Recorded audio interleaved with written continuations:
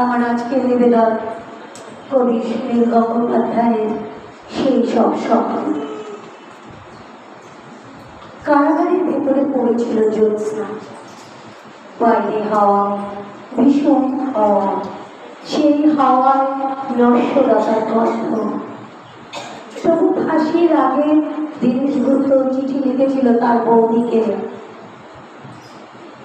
আমি অমর, আমাকে মারিবার সাধ্য কাহারও নাই। মধ্যরাত্রি আর বেশি দেরি নেই, মধ্যরাত্রি আর বেশি দেরি নেই। প্রহরের ঘণ্টা বাজে, সাহায্য ক্লান্ত হয়। শিয়রের কাছে এসে মৃত্যু অবিমর্ষ বোধ করে।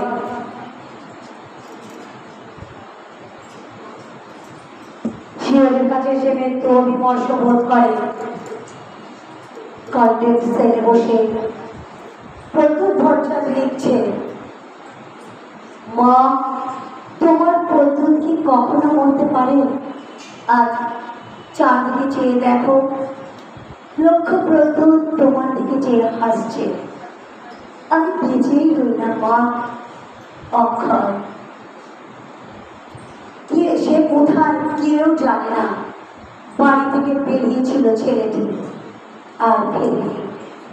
জানা গেল দেশকে ভালোবাসার জন্য সে পেয়েছে মৃত্যুদণ্ড।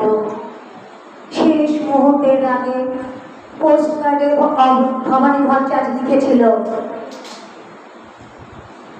তার ছোট ভাইকে অমাবস্যার শ্মশানে ভীরু ভয় পায়, সাধক সেখানে সিদ্ধি লাভ করে। আজ আমি বেশি কিছু লিখব না, শুধু শুনব মৃত্যু কত সুন্দর। লোহার শিঙের উপর হাত, তিনি তাকিয়ে আছেন অন্ধকারের দিকে।